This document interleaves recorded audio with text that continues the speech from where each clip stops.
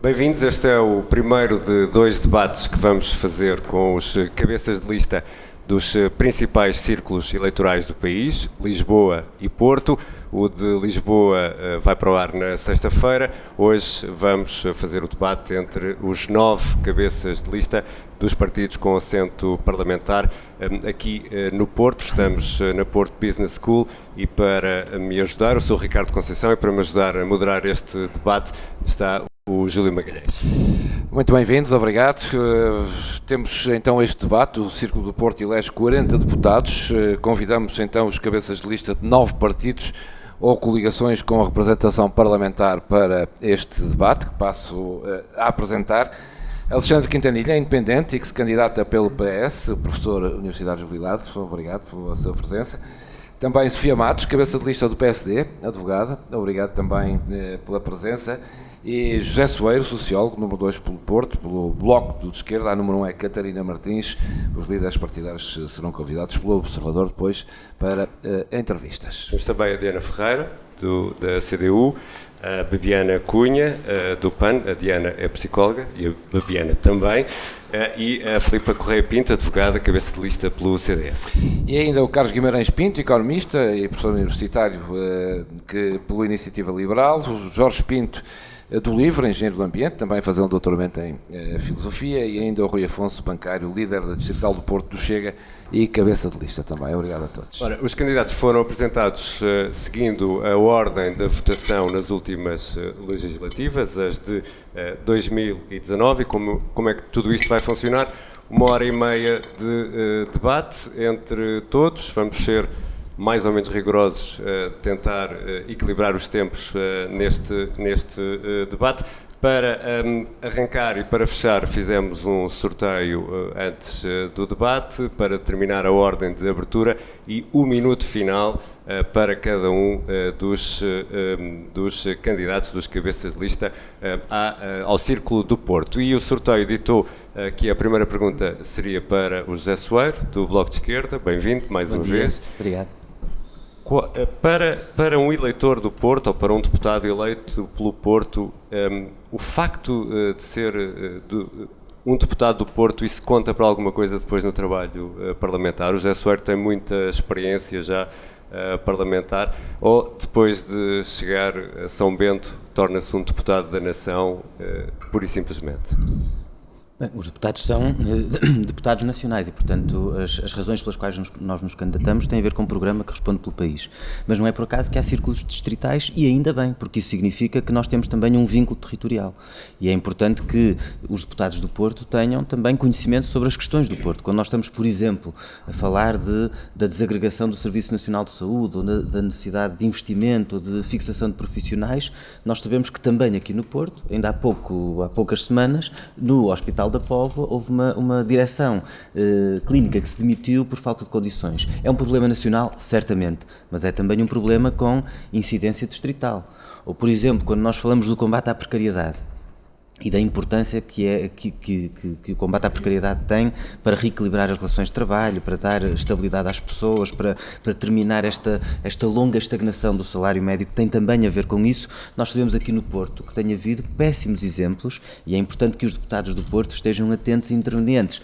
Talvez o mais mediático seja o que se passou, por exemplo, na Casa da Música, com tantos trabalhadores do setor cultural, naquele caso falsos recibos verdes, que ficaram sem proteção social e que ficaram sem apoio, e que ainda hoje, mesmo depois da Autoridade para as Condições de Trabalho os ter considerado falsos recibos verdes, ainda hoje essa instituição do nosso distrito, que recebe tanto quanto os 2 teatros nacionais, o Dona Maria em Lisboa e o São João no Porto, juntos, 9 milhões de euros em cada ano, ainda hoje continua a ter essas práticas laborais. É importante que nós, ao mesmo tempo que lutamos para alterar as leis laborais, que nos comprometamos com aquilo que vai acontecer no nosso distrito. E quem diz isso diz sobre cada uma dessas dimensões. Nós, recentemente, por exemplo, saiu a Carta Social, o diagnóstico sobre as respostas sociais.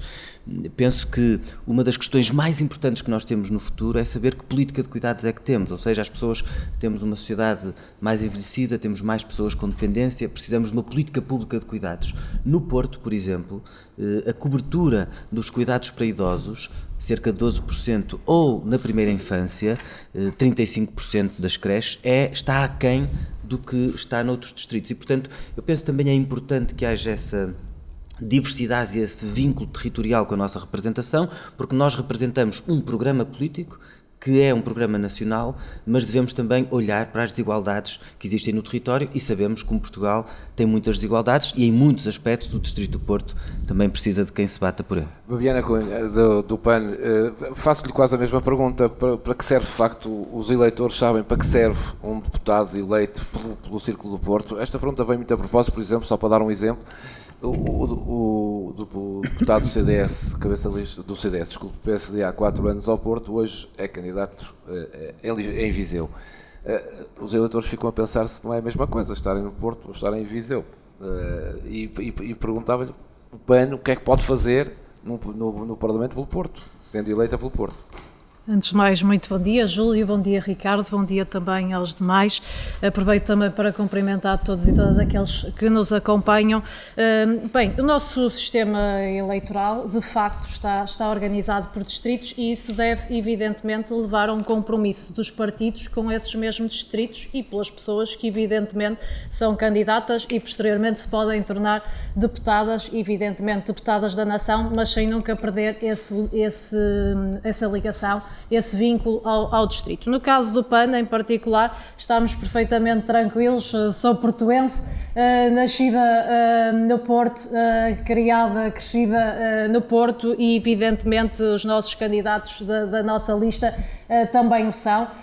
Pensamos que é fundamental manter essa ligação aos problemas do distrito e àquelas que são as necessidades das pessoas, as necessidades evidentemente também ambientais, e se pensarmos nisso, por exemplo, nós temos uma série de problemas no distrito aos quais é preciso dar resposta com muita premência ao nível da Assembleia da República. Por exemplo, se pensarmos na questão dos nossos rios e a poluição destes meios hídricos que afetam evidentemente não só a qualidade ambiental, mas também a qualidade de vida, esta é uma resposta que a Assembleia da República evidentemente tem de dar. Mas porque estamos a falar de poluição e porque deveríamos falar também das questões da saúde, evidentemente, sempre nesta perspectiva que o PAN preconiza, que é a ligação entre a saúde ambiental e a saúde humana. Aliás, nós vivemos uma crise sanitária que nos mostra isso mesmo, essa importância de percebermos a saúde pública e a saúde das pessoas e as respostas, acima de tudo, ao nível da prevenção, que falham enormemente no nosso distrito. Aliás, se nós pensarmos naquela que é a resposta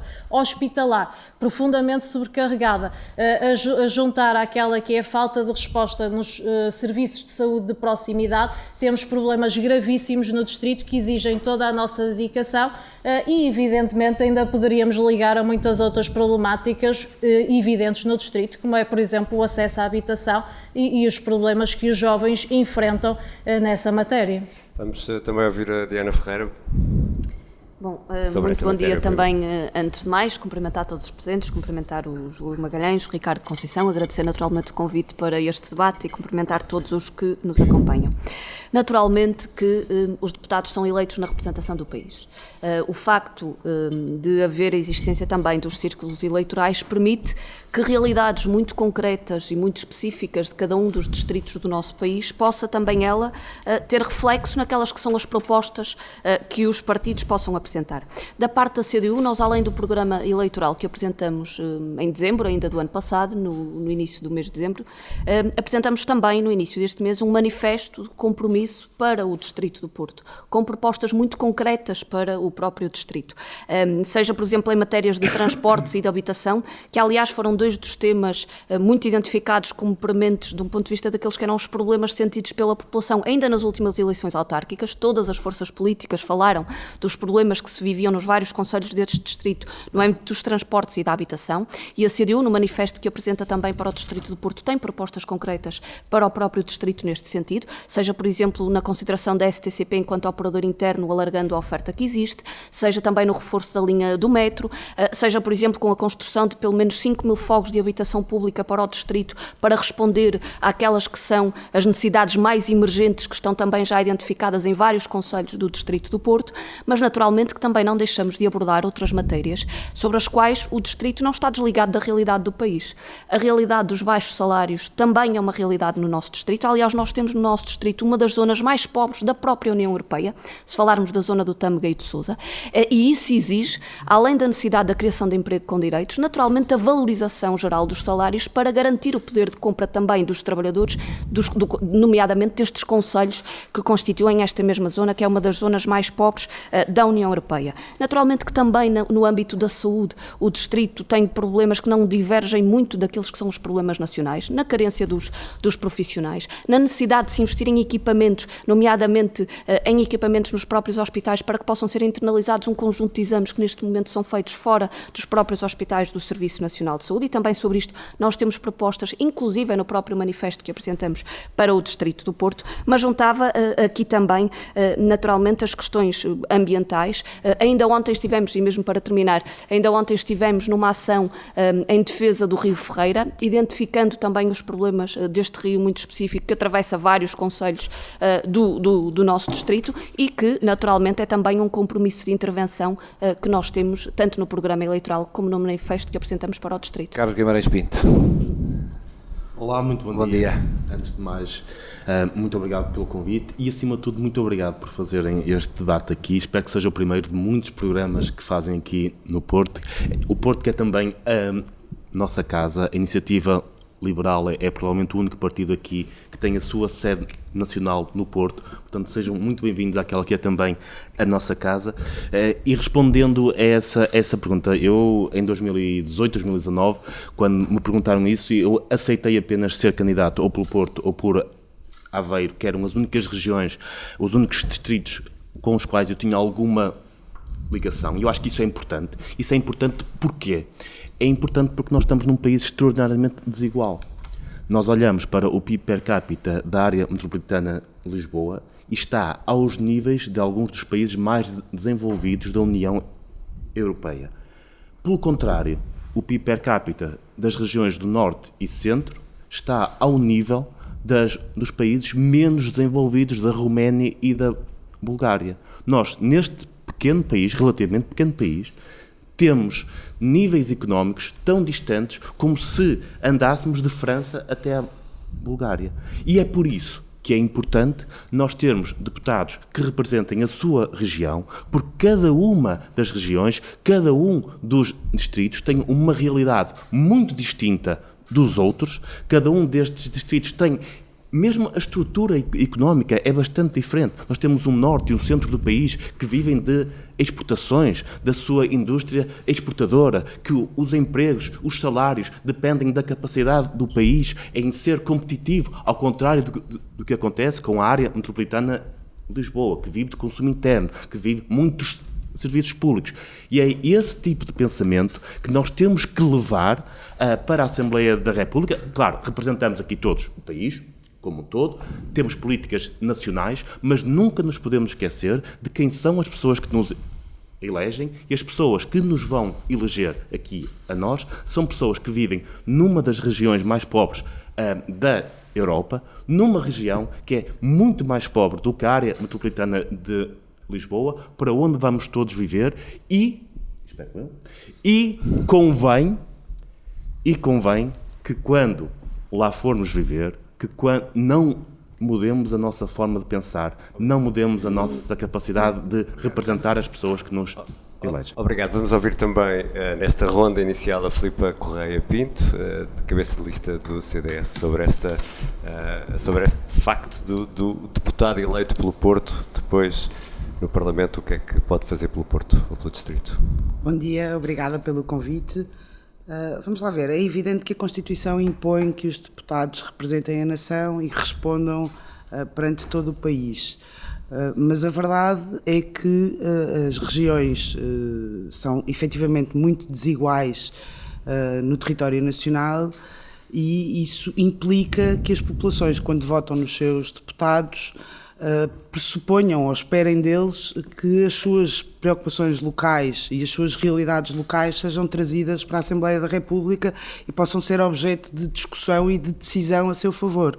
Ora, em primeiro lugar, o CDS, ao contrário do que sucedeu no passado, optou na elaboração destas listas por escolher pessoas com ligação aos seus distritos e, portanto, em todo o país, as listas de deputados do CDS são constituídas por pessoas que vivem nos círculos eleitorais pelos quais se candidatam e aos quais têm uma ligação efetiva e são, portanto, conhecedoras dessas regiões e dos seus problemas.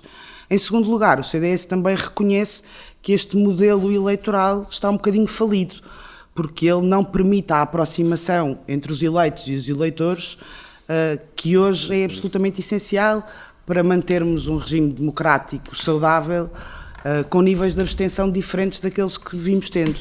E é também por isso que propõe uma reforma do sistema eleitoral que permita a criação de círculos uninominais e que permita a aproximação e a escolha dos deputados por parte das pessoas e não apenas dos diretórios partidários. E essa seria uma maneira de garantir que essa ligação entre os deputados e os problemas dos eleitores que os elegem é trazida de forma menos hipócrita e menos encapotada do que esta que estamos aqui todos a contornar a questão de que, apesar de sermos eleitos pelo Porto, chegamos à Assembleia da República e temos que responder perante o país e pelos problemas que são nacionais e que, por vezes, implicam soluções que são incompatíveis com os problemas de outras regiões e, dessa perspectiva, criam dificuldades a quem toma as decisões.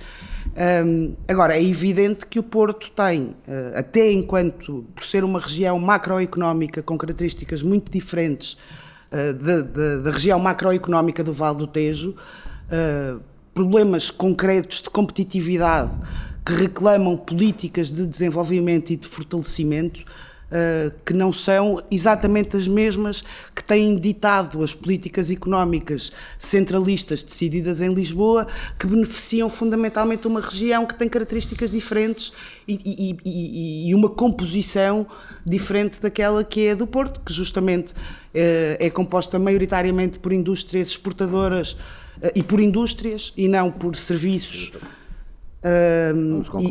E por isso é evidente que essa diferença tem de ser trazida para o Parlamento até para garantir o robustecimento da economia nacional. Rui Afonso do Chega também, que queria ouvir a sua opinião sobre isso já agora. Bom dia a todos, antes de mais, e é um gosto estar aqui. Obrigado pelo convite. Bom, aquilo que eu lhe posso transmitir é que, efetivamente, nós somos a voz dos portuenses, dos eleitores portuenses, junto do Parlamento. E, portanto, é extremamente importante que lá em baixo se consiga ouvir os anseios, as necessidades e as expectativas dos eleitores do distrito e do círculo eleitoral, portanto, a nível nacional. Obviamente que, conforme já foi dito aqui, cada círculo eleitoral tem particularidades distintas, tem microeconomias completamente distintas também. No caso do Porto, efetivamente, é uma economia mais baseada na indústria, portanto, e efetivamente é importante também percebermos e darmos a entender que temos que apostar efetivamente, ou seja, naquilo que faz crescer as economias dentro dos círculos eleitorais, ou neste caso dentro do distrito. E, portanto, o Porto tem algumas dificuldades de implantação e de crescimento, por razões várias. Tem alguns problemas em termos de subsídio à dependência. Neste momento é o distrito do país com maior nível de subsídio à dependência. Tem alguns problemas em termos estruturais de mobilidade, também têm que ser resolvidos. E é importante, é por isso que é importantíssimo realmente haver alguém que conheça bem a realidade do distrito para realmente poder explanar e tentar resolver essa situação junto da Assembleia da República. Avançamos também para o Jorge Pinto, do LIVRE. Jorge, também a sua opinião sobre nesta ronda inicial. Bom dia e obrigado pelo convite. Nós estamos bastante de acordo com o que diz a Constituição, que diz que os deputados são deputados da nação. Ser deputado da nação é ser deputado da República, da coisa pública, e, portanto, faz todo o sentido que o deputado, mesmo representando o país, represente também a sua localidade e a sua região, por uma razão muito simples, porque o LIVRE, enquanto partido ecologista, acredita que pensar globalmente exige a ação a nível local. mas acredita também que pensar na localidade exige a ação a nível global. Isto é uma evidência, portanto faz todo sentido que um deputado seja deputado da República e ao mesmo tempo represente a sua região. Que os outros partidos não façam isso e que dancem como os seus candidatos de um distrito para o outro, será a responsabilidade sua, certamente não nossa. O LIVRE acredita que a política tem de estar o mais próximo possível dos cidadãos e é por isso que somos completamente favoráveis à regionalização e acredito que já discutiremos o tema, portanto não perco muito tempo com isso. E acreditamos também que um deputado pode e deve ser a principal ferramenta de ligação da sociedade civil ao centro do poder. Portugal tem os mais baixos índices europeus de participação cívica, certamente por muitas razões. Nós achamos também que por falta de tempo, e é por isso que o LIVRE defende, aliás, a redução gradual do horário laboral para as 30 horas semanais, para, entre outras coisas, permitir uma maior participação cívica também dos cidadãos. Isto consegue-se com um deputado que vai ao terreno, que fomenta até esta participação cívica e que leva a voz da cidadania ao centro do poder. É verdade, muitos dos problemas que o Distrito enfrenta, e aqui permitam-me, nós falamos das diferenças entre regiões e distritos, o Distrito do Porto é se calhar mais diferente entre os seus concelhos que entre o seu distrito e o Distrito de Lisboa, porque comparar o Porto, Concelho, Amarante ou Baião é realmente comparar duas realidades completamente distintas. E é verdade que a figura do distrito é obsoleta, mas continua a ser a figura que nós temos na nossa Constituição e pela qual temos de nos reger. Por isso, nós achamos também que um deputado, nomeadamente do LIVRE, que seria o próprio, que vá para a Assembleia da República, vai levar os problemas do distrito, mas também vai levar políticas e soluções para ligar melhor o centro do distrito, nomeadamente a área metropolitana do Porto, à sua parte mais interior e fazendo também a ligação aos distritos vizinhos, no que diz respeito à mobilidade, a políticas sociais e a políticas ecológicas. Ana Sofia, a mesma pergunta, sendo que faz parte de um dos partidos com maior representatividade no Parlamento, o PSD e o PS, temos aqui uma política muito polarizada. Pergunto-lhe se tem garantias de que, sendo eleita, o seu partido não a vai obrigar enfim, uma disciplina partidária que não lhe permita defender aquilo que são os interesses e que os eleitores do Porto esperam de si, do Porto não, do Distrito esperam de si. Muito obrigada, Júlio, muito obrigada ao Ricardo Conceição, obrigada à Rádio Observador pelo convite que nos fizeram. De facto, estes debates são muito importantes para... E, aliás, este modelo é muito mais interessante do que aquele que temos vindo a assistir nos últimos tempos nas televisões, porque permite aqui um debate de ideias, uma forma de dirimirmos as nossas diferenças de forma mais aprofundada e, por isso, enaltecer esta iniciativa de podermos aqui escalpelizar algumas diferenças. É bom para os eleitores e para que também se sintam bastante mais preparados para o que vão fazer no dia 30 de janeiro, em consciência. Mas dizer isto, naturalmente que, antes de mais, o Júlio fez aqui uma referência ao cabeça de lista do Porto. É verdade que o cabeça de lista do Porto é natural de Viseu, aliás é o círculo eleitoral pelo qual agora se está a candidatar. Mas a verdade é que o cabeça de lista do Porto, de há 2 anos, tinha uma ligação intrínseca ao Distrito do Porto, aliás, à cidade do Porto. Foi presidente não foi presidente da Federação Académica, mas foi presidente da Associação Académica da FEUP durante muitos anos. Isso acontece com exatamente, partidos, e viveu, não foi um caso, mas já aconteceu com muitos não é outros, o considerado paraquedista por natureza, portanto é uma pessoa que tem uma ligação muito grande ao Distrito e foi, aliás, por isso que foi cabeça de lista cá. Mas dizer o seguinte, em relação à nossa representatividade, eu não conheço melhor forma de representarmos os cidadãos que nos elegem do que estar presentes no terreno e conhecer as dificuldades das pessoas. E é por isso que somos eleitos por círculos eleitorais, e é por isso que não somos todos de Lisboa e somos todos um pouco de todo o país. E, portanto, esta representatividade do território é fundamental para que depois em Lisboa, onde há uma tendência maioritariamente centralista de resolução dos problemas apenas do que se vê e de onde se está, e é importante que os deputados do Distrito do Porto e de outros distritos tentem inverter esta dinâmica de centralizar todas as decisões em Lisboa. E, portanto, a força das nossas ideias e das nossas convicções e aquilo que vamos conhecendo no terreno, acredito que estejam todos a fazer este exercício. Ainda hoje vou estar com 2 administrações de 2 hospitais diferentes, do Tâmega e do Sousa e em Gondomar, penso eu. Tem de concluir. concluir. Não, mas para dizer isto, muito importante, se não fossem os deputados do Distrito do Porto, não digo só do PSD, acredito que os meus colegas tenham feito também iniciativas neste sentido, não teria sido possível, por exemplo, exigirmos a conclusão da remoção dos resíduos sólidos em São Pedro da Cova, por exemplo, recomendamos a intervenção urgente no aterro de Sobrado, a despoluição, como dizia a Diana Ferreira, do Rio Ferreira, que é importantíssimo. No âmbito da educação, nós denunciamos alguma falta, fomos ao terreno e denunciamos alguma falta de recursos humanos, de manutenção e de requalificação das escolas, para as quais o Governo está, enfim, eu não queria dizer que se está a borrifar, mas naturalmente quem está mais presente tem mais legitimidade e mais conhecimento para denunciar estas situações. Na saúde, a mesma coisa, denunciamos as dificuldades nas urgências do Hospital de Gaia, do Centro Hospitalar de Tâmega e Sousa, e na mobilidade também, que é aquilo que diz também muito às pessoas, as questões das ligações do metro e aquelas velhas questões. O tempo está a contar, vamos ouvir também para encerrar esta ronda inicial Alexandre Quintanilha, que é independente e que se candidata como cabeça de lista pelo Porto. Muito obrigado, Ricardo, muito obrigado, Juro, pelo convite para estar aqui convosco hoje, tenho muito gosto. Eu acho que em relação ao Porto, a minha situação é provavelmente um pouco diferente dos outros, porque eu escolhi a cidade do Porto para viver. Eu não nasci cá, não tenho família nenhuma no Porto, a minha família da parte do pai é açoriana e da parte da mãe é alemã, de Berlim, e portanto eu escolhi o Porto para viver há 30 e tal anos atrás, e escolhi por várias razões, mas por uma razão fundamental.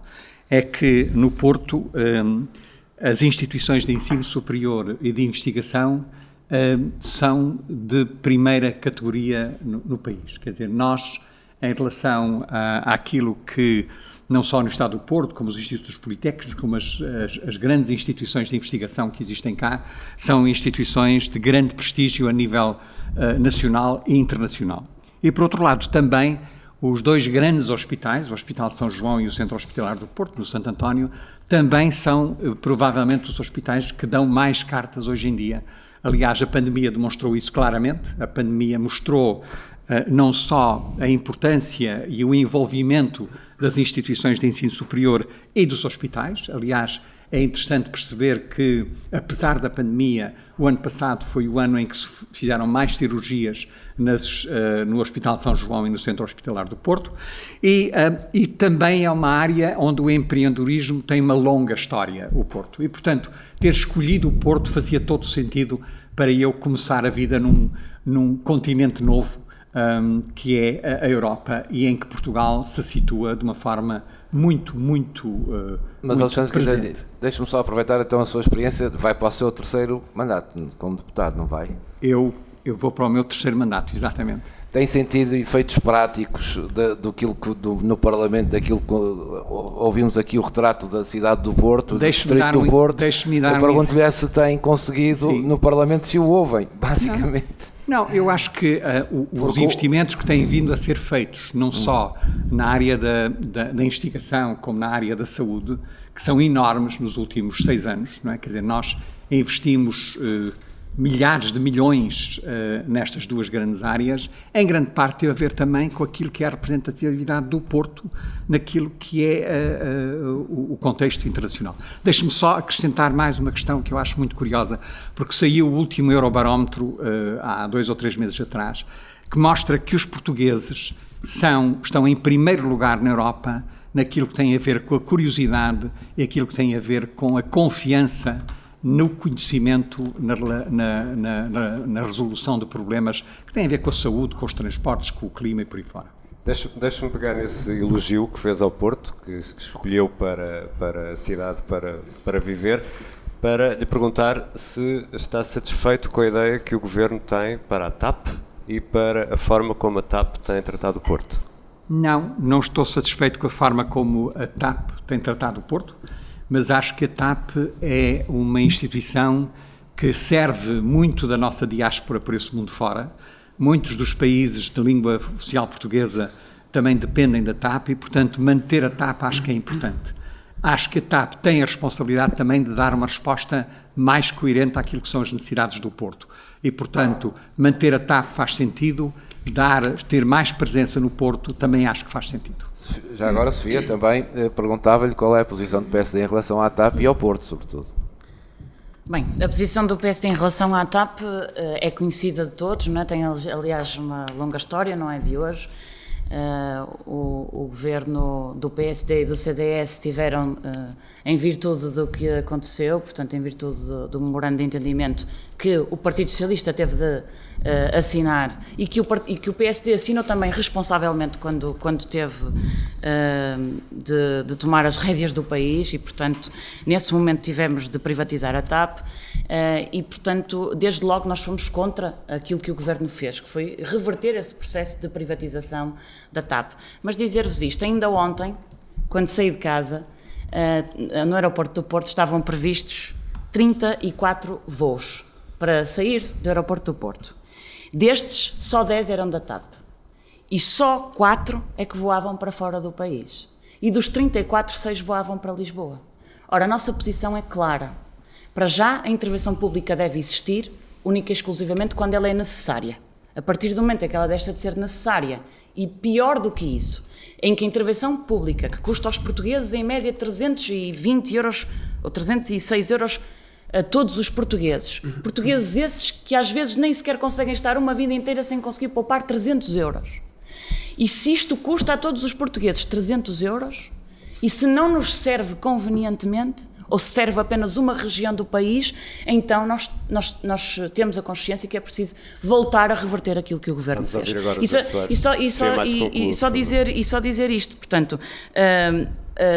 para além do Porto, que foi completamente abandonado, dizendo que a TAP era uma decisão estratégica para o país, para além do Porto, não foi só o Porto que foi abandonado, foram as regiões autónomas, foi o aeroporto de Faro. Portanto, neste momento estamos todos a suportar a TAP, mas quem usufrui da TAP é única e exclusivamente Lisboa. Ia fazer aterrar porque está a passar o tempo. Sim.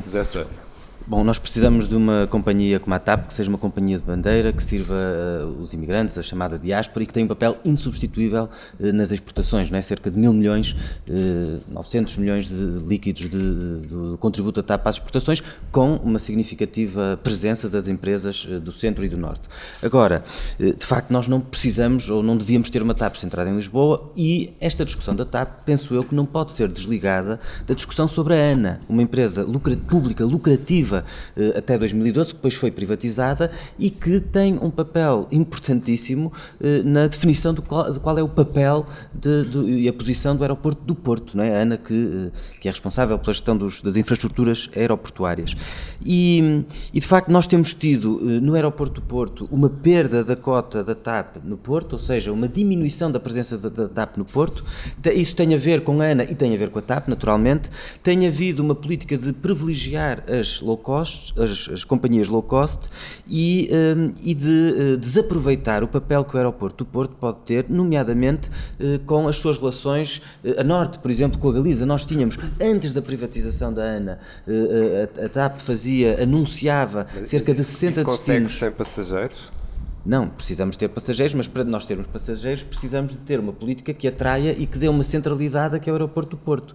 E eu penso que não é possível fazer isso sem ter uma política pública, quer relativamente às infraestruturas aeroportuárias, e por isso é que a privatização da ANA foi um erro. Aliás, foi um erro e foi até uma dilapidação do património, porque a empresa foi vendida por cerca de 1.800 milhões e em menos de 10 anos vai recuperar todo esse valor, e a concessão foi para 50 anos, e precisamos de ter uma TAP que seja a um tempo pública, mas que também não seja uma TAP centralista como tem sido. Já agora, Diana Ferreira também. Sim, sobre isto, o que nós também temos defendido, e também já tivemos a oportunidade de o afirmar várias vezes, é efetivamente a necessidade da defesa da TAP enquanto uma companhia de bandeira, mas uma companhia de bandeira que sirva efetivamente todo o país. Há o aeroporto de Lisboa, há o aeroporto do Porto, há o aeroporto de Faro, há necessidades diferentes em cada um destes aeroportos, até por força da população envolvente e também por força da economia em cada uma destas regiões, e naturalmente o serviço que a TAP tem que fazer em cada uma destas regiões tem que ter isto em consideração. Isto exige uma TAP que seja pública, uma TAP que seja robusta, e exige também uma administração da TAP que tome decisões em relação à própria empresa que vão ao encontro destas mesmas necessidades do país e naturalmente que também entenda o aeroporto do Porto, o distrito do Porto, a região norte, como uma das regiões também a ser servida em condições pela própria TAP. O que não podemos de todo concordar nem acompanhar é a transformação da TAP numa TAPzinha ou o desaparecimento da TAP para uma entrega a empresas de low cost, todas elas multinacionais, que aliás têm um alargado conjunto de benefícios nos próprios aeroportos que a TAP não tem, e isto também importa aqui dizer, tem um alargado conjunto de benefícios fiscais que a TAP não tem, e o que nós efetivamente defendemos nesta valorização também do aeroporto do Porto tem a ver naturalmente com uma estratégia que a TAP assuma de ter efetivamente voos que sirvam às necessidades de deslocação da população, que sirvam às necessidades das próprias micro-médias empresas que temos, do tecido económico que temos na nossa região, e que isso seja também uma estratégia assumida pela própria administração. Naturalmente, mesmo para terminar, já foi aqui afirmado, mas nós não podemos desligar a realidade da TAP de Humana Aeroportos, que neste momento é privada e que, sendo privada, tem naturalmente um objetivo de lucro desenfreado até, que é incompatível com as necessidades de desenvolvimento do país e da região. Ficou clara a posição da CDU. Vamos também ouvir a Bibiana Cunha, do PAN. O PAN que defende que o aeroporto de Lisboa deve ir para Beja. Aqui no Porto, como é que é? Fica onde está ou há assim uma outra solução? Antes de mais, relativamente àquela que é uma obra importante para o país, a construção do novo aeroporto em Lisboa, nós entendemos que ela deveria ter uma visão de médio e de longo prazo. Primeiro, estamos a falar do Montijo e as outras alternativas também em Lisboa não convencem. Nós entendemos que uma visão de médio prazo consubstanciaria aproveitar aquilo que já existe em Beja, aliás, na perspectiva precisamente daquilo que são as políticas de coesão territorial, de combate às assimetrias regionais, de fazermos o caminho que o resto da União Europeia já tem feito, nomeadamente com ligações eficientes da ferrovia, seria fundamental para o país fazer este investimento em Beja e, portanto, não poderia deixar de aproveitar a oportunidade. Relativamente ao aeroporto do Porto, mantemo-lo onde está, pelo menos não temos, de momento, outra proposta. Entendemos é que aquele que foi o investimento que o Governo decidiu fazer na TAP, e dissemos-lo, aliás, apresentámos-lo em 2 orçamentos de Estado, 2020 e 2021, deveria exigir à TAP contrapartidas ambientais. Estamos a falar de uma empresa que claramente é estratégica para o país, estamos a falar de muitos trabalhadores também que estavam em risco e que evidentemente não poderiam ser dispensados, teriam que ser precisamente apoiados a manter estes postos de trabalho, mas estranhamente o Governo não quis fazer quaisquer exigências, ao contrário do que vimos acontecer noutros países. Por exemplo, em França, com Air France, exigiram-se contrapartidas ambientais. Há um plano de ação climática da companhia aérea com objetivos muito concretos. Isto, no caso da TAP, não aconteceu, o que lamentamos. Lamentamos também, inclusivamente, que precisamente o transporte aéreo tem sido constantemente perdoado pelo Estado naquilo que poderiam ser os seus contributos, nomeadamente por fruto da pegada que têm e, por exemplo, aquilo que é a isenção sobre os produtos petrolíferos, neste caso do combustível utilizado, se de facto fosse taxado, poderíamos estar aqui a falar de rendimentos de 500 milhões de euros para o Estado. Mas só para terminar, dizer que não podemos fazer este debate sobre o transporte aéreo sem falar da ferrovia no Porto e de ligar o Porto de forma eficiente, inclusive com outras capitais europeias e dentro do país com outras capitais de distrito. Filipa, foi um erro tornar a TAP novo pública? Foi obrigatório? Ou o plano que havia de privatização era para si o mais correto e servia melhor ao país? É evidente que o Estado não tem, pelo menos da perspectiva do CDS, por vocação gerir e administrar empresas e, portanto, essa tarefa deve sempre que razões ponderosas não imponham outra solução ser deixada aos privados. Sem deixar de reconhecer a importância estratégica da TAP e o impacto brutal que o seu encerramento teria na economia nacional, no emprego e nas questões sociais preocupantes que criaria, e reconhecendo-a como uma empresa exportadora de relevo que serve muitos imigrantes e que prestam um serviço que todos os portugueses precisam. A verdade é que, e toda a gente compreende isto, no cenário em que ela é privada, é compreensível que o investimento do acionista seja dirigido para as áreas de negócio onde a empresa pode dar lucro, e isso implique até algum abandono de algumas regiões, no cenário em que a TAP é pública e que todos somos chamados a fazer uma brutal injeção de capital para salvar a empresa, não é aceitável que no fim do dia essa empresa só sirva uma região e deixe o resto do país abandonado. Essa assimetria é que não é aceitável. Carlos Guimarães Pinto, vamos também ouvi-lo sobre esta matéria. Eu quase que adivinho o que é que vai dizer, mas deixa-me fazer uma nota.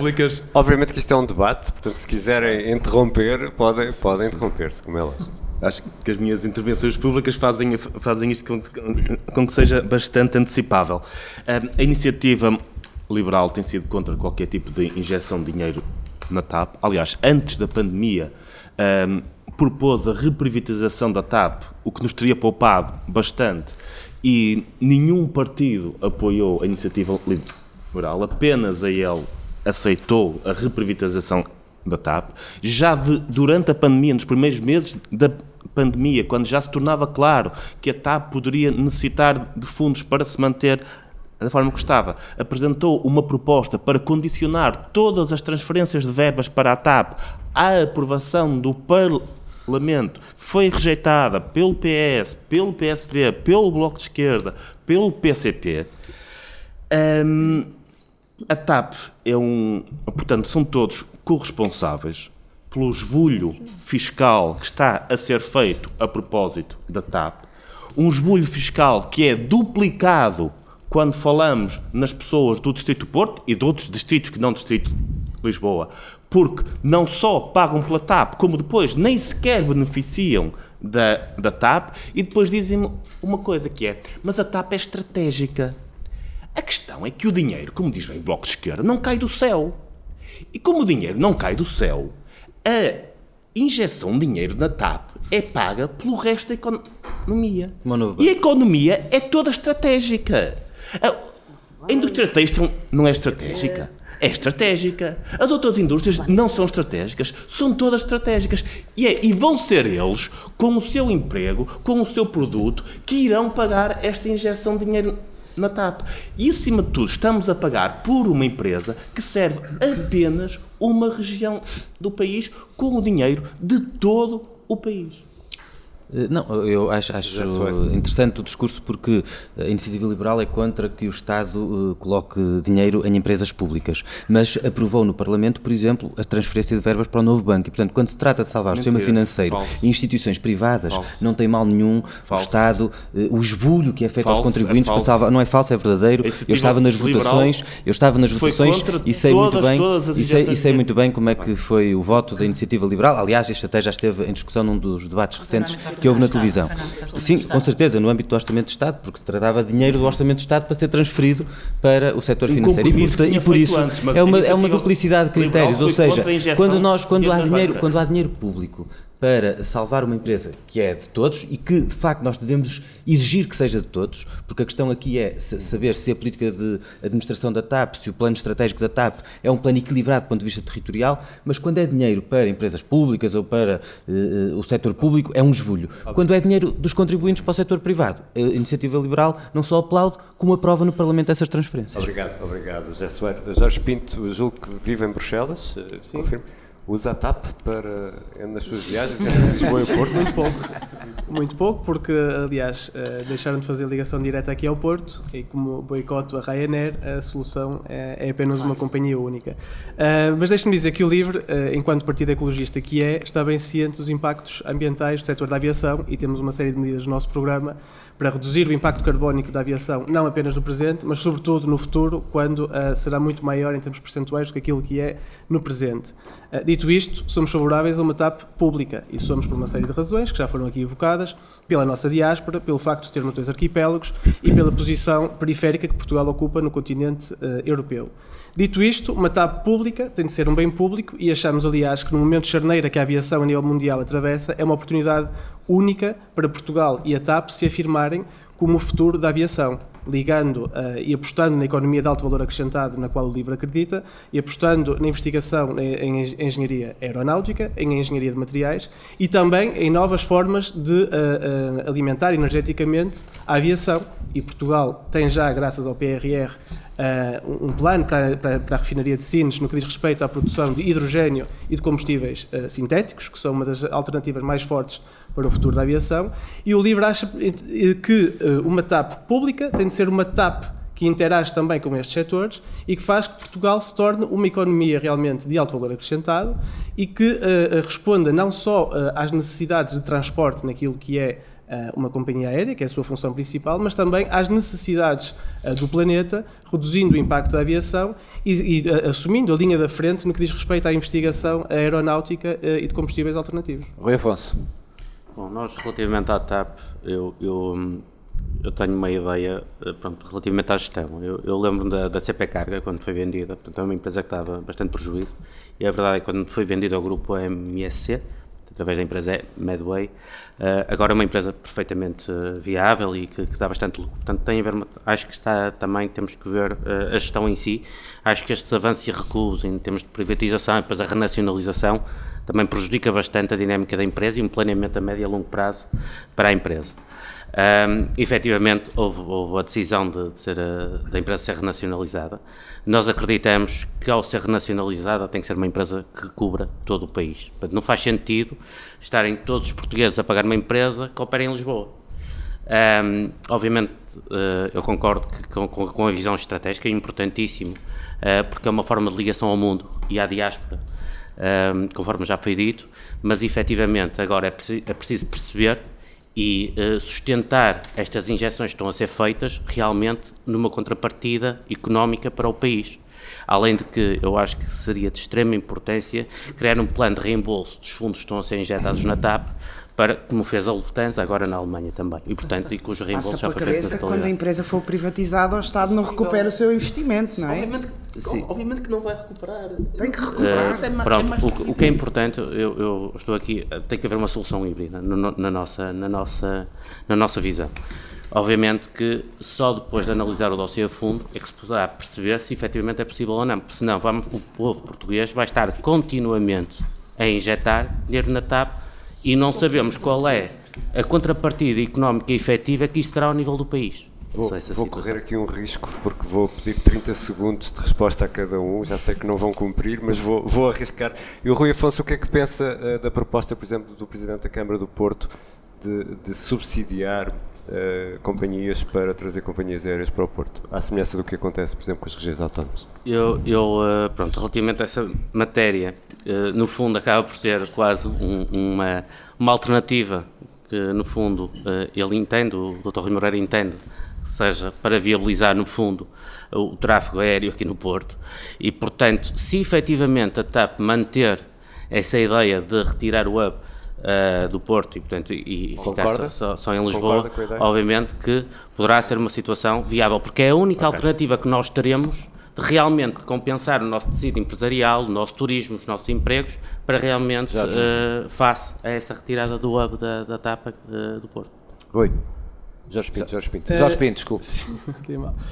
Não me parece uma boa ideia por uma razão muito simples. Primeiro, os números. Nós estamos a falar de uma 30 TAP, segundos, está bem, Jorge? 30 segundos, que em Lisboa é responsável por cerca de 50% dos voos e aqui no Porto é 12% dos voos. Portanto, é esta diferença que estamos a falar e é uma diferença muito substancial.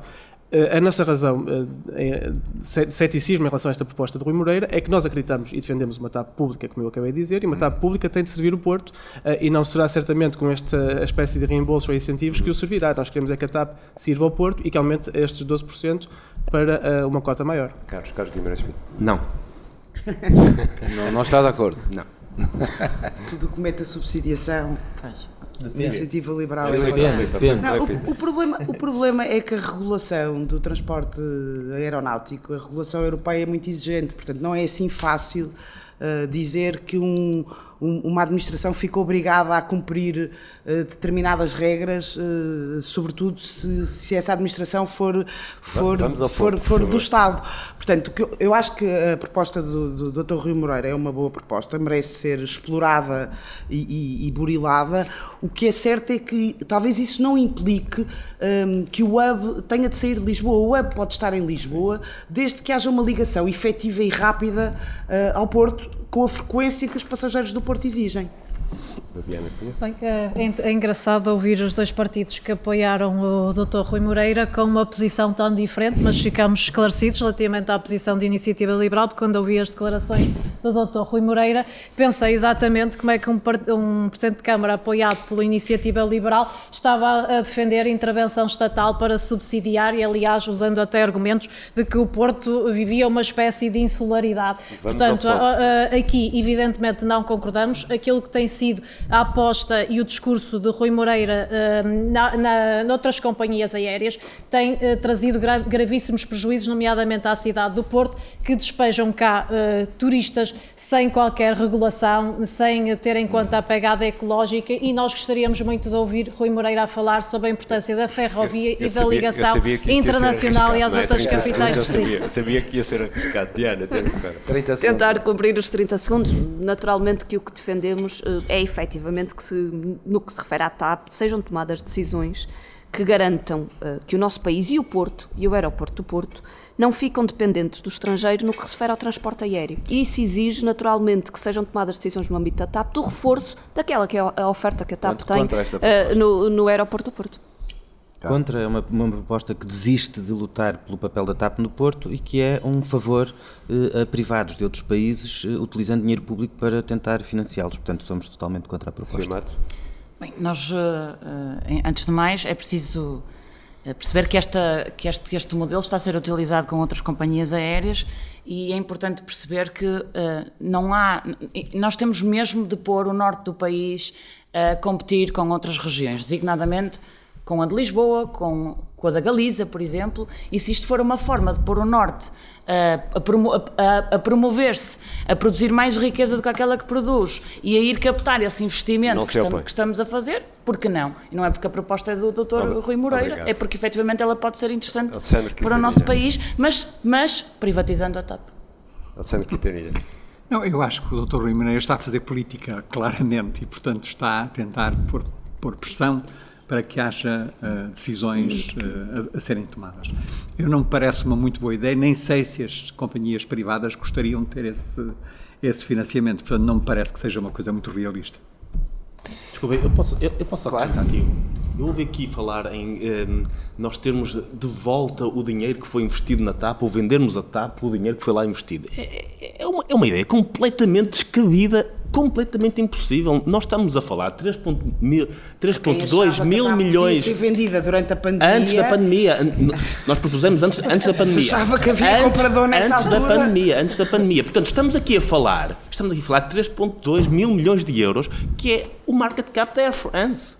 Mas alguma vez é completamente inconcebível que alguma vez seja sequer possível vender a TAP, uma empresa que mesmo nos tempos bons não gerava, não tinha lucros, mesmo nos tempos bons não tinha lucros. Alguma vez alguém irá pagar 3,2 mil milhões de euros por aquilo? Isso nunca vai acontecer. Aquilo que foi feito na TAP, aquilo que está a ser feito é um donativo. É um donativo para uma empresa que apenas serve à área metropolitana Lisboa. Nunca vai ser recuperado, é um donativo, puro e simples. Tanto é assim que recentemente um empréstimo foi transformado em capital, portanto é completamente impossível, é absolutamente impossível isso acontecer. Temos que avançar, não sei só, Filipe, pronto, ficamos por aqui. Temos que avançar para outro tema, que é um tema também importante para quem é deputado eleito pelo Círculo do Porto e que está no Parlamento, e vou outra vez, se não se importa, não, vou começar aqui para o Filipe, vamos lá. Pode ser, Ricardo, claro, então. Que é para não fazermos outra vez esta ronda. Filipe, tem a ver com a regionalização ou descentralização? O que é que defende como deputado do Porto? Descentralização ou regionalização? E se acha que é desta que vamos ter regionalização? O que eu defendo mesmo é que a região norte passe a assumir um papel central na definição das políticas públicas e que aproxime essas decisões que são tomadas das preocupações e dos reais problemas da região norte. E, portanto, sou uma feroz combatente do centralismo e uma feroz combatente das políticas centralistas que não olham à região, às demais regiões e que são um entrave à promoção da coesão territorial e, consequentemente, da coesão social. Acho que há muito a fazer em matéria de descentralização, no reforço dos poderes dos municípios e há, com certeza, que garantir que este estado de coisas não se mantém. Como é sabido, o CDS anunciou que um dos seus compromissos eleitorais é impedir qualquer forma de regionalização que traga mais Estado para o muito Estado que já temos, que crie camadas intermédias de poder que promovam mais corrupção, mais jobs for the boys, mais profissionalismo na política e, portanto, estaremos contra qualquer modelo de regionalização que aponte neste sentido. Vamos para o outro lado deste nosso pequeno hemiciclo, Viviana Cunha. Sim, o PAN tem se pronunciado várias vezes em relação à regionalização. Entendemos que este debate tem estado parado, aliás, deveria estar a acontecer um debate alargado na sociedade, na academia, administração pública, privados, ou seja, deveríamos estar aqui já há muito tempo a fazer este debate, porque de facto ele é fundamental para o país. Nós temos também dito que não abdicamos de duas coisas, não abdicamos da via referendária e estamos disponíveis para a revisão constitucional, nomeadamente dois aspectos específicos. Que a pergunta prevista referente à definição territorial possa desaparecer, porque entendemos que isto faz parte do debate e do desenho a ser discutido com as pessoas e depois entendemos que é fundamental rever a questão no fundo da participação cidadã. Para nós, desde que a regionalização efetivamente tenha mais votos do que o contra, deve evidentemente avançar e, portanto, entendemos que esses dois aspectos são... daquilo que é o desejo da população. Nós entendemos que o debate deve ser promovido porque, e está muito atrasado porque a regionalização é de facto muito... Se deve ou não avançar a regionalização. A nossa posição como partido ambientalista que somos, evidentemente tem de ser favorável às políticas de proximidade e as regiões são fundamentais, aliás nós já desperdiçamos muito, nomeadamente ao nível dos fundos europeus, para esta matéria. Carlos Guimarães Pinto. Todos os países europeus de dimensão semelhante ao nosso têm algum nível intermédio como regiões ou estados ou o que quer que seja e nenhum deles parece haver problemas com isso. Nós aparentemente aqui temos às vezes o problema de sermos um país demasiado pequeno, o que é falso, é absolutamente falso, porque há países mais pequenos do que o nosso que têm regiões. Eu defendo a regionalização há muitos anos, ainda antes de existir partido, e acho que é uma prioridade importante para o próximo mandato. Acho que é incompreensível como é que ainda não aconteceu, havendo um consenso multipartidário, maioritário nessa direção, como é que isso ainda não aconteceu? E ao contrário do que os opositores dizem, a regionalização não é uma fábrica de novos jobs, de nova criação de taxas ou o que quer que seja. Porque essas estruturas regionais que dizem que vão ser criadas já existem. As estruturas regionais para saúde, educação, turismo, cultura, agricultura, tudo isso hoje já existe. Então, o que não existe hoje é um escrutínio democrático dessas estruturas. E é isso que nos faz falta, porque hoje essas estruturas são meras embaixadas do poder central. Portanto, não existe escrutínio democrático que deveria existir, que as pessoas deveriam ser capazes de votar naqueles que são os seus poderes regionais, não aquela ficção, peço imensa desculpa, que o PS e o PSD fizeram para as CCDRs, mas votar a sério em estruturas com poder e com escrutínio. A Iniciativa Liberal quer pôr os eleitores a escolher as CCDRs. Vamos ouvir agora a Diana Ferreira. Da nossa parte, eu penso que também é bastante claro aquilo que defendemos em relação à regionalização. Aliás, consta tanto do nosso programa como do manifesto para o Distrito do Porto a criação das regiões administrativas, também ligada à questão da própria reposição das freguesias, um processo ao qual também nos opusemos em 2013, mas isto para dizer que, além do imperativo constitucional de que estamos aqui a falar, porque porque a criação das regiões administrativas está prevista na nossa Constituição, não está, é cumprida. Estamos a falar da criação de um poder intermédio entre o Estado Central e entre as autarquias locais, é disto que estamos a falar quando falamos da criação das regiões administrativas. Estamos a falar de um instrumento que é fundamental no combate às desigualdades e às assimetrias regionais, entre as várias regiões do país, mas também em desigualdades que existem muitas vezes dentro dos próprios distritos e das próprias regiões. E nós temos um distrito que tem profundas desigualdades, por exemplo, entre os concelhos do litoral e os concelhos do interior do distrito. Às vezes basta andar 5 km para a frente para percebermos as profundas diferenças que existem entre concelhos que fazem parte até de um distrito que é considerado um distrito do litoral. Por isso também não é difícil perceber as assimetrias em relação a outras regiões e outros distritos do nosso país. É um instrumento que concretiza um desenvolvimento equilibrado do próprio país, até por força também da distribuição dos próprios recursos e do investimento que tem que ser feito nas várias políticas no país. É um instrumento de aprofundamento da democracia e da aproximação da política às populações, que podem passar a escolher os seus representantes e que podem naturalmente passar a controlar, a fiscalizar o trabalho que é feito pelos seus representantes nas políticas a que elas naturalmente dizem respeito. E mesmo para terminar, é uma possibilidade de definir também a nível regional estratégias de desenvolvimento que tenham em conta as necessidades das regiões. E se nós falarmos, por exemplo, da necessidade premente que nós temos de uma estratégia metropolitana dos transportes para o distrito e para a região, eu penso que as pessoas percebem também a importância da criação das regiões administrativas. A posição do LIVRE, já agora. A posição do LIVRE é claríssima, é favorável à regionalização. Aliás, achamos que um dos principais falhanços da última legislatura foi não ser avançado com este processo quando havia uma imensa maioria favorável à regionalização. O PS e o PS não quiseram. O PCP apresentou na Assembleia da República um calendário para isso parece mesmo. Que agora há disponibilidade para isso e essa será certamente uma das prioridades do LIVRE na Assembleia da República e será uma prioridade minha estando na Assembleia da República. Acreditamos que a política tem de estar próxima dos cidadãos e por isso nós também defendemos a eleição direta, sem qualquer tipo de dúvida, e não uma espécie de simulacro como foi organizado pelo PS e o PSD para a eleição da CCDR, processo, aliás, que os autarcas do LIVRE, incluindo os autarcas em Felgueiras, boicotaram por ser realmente um simulacro.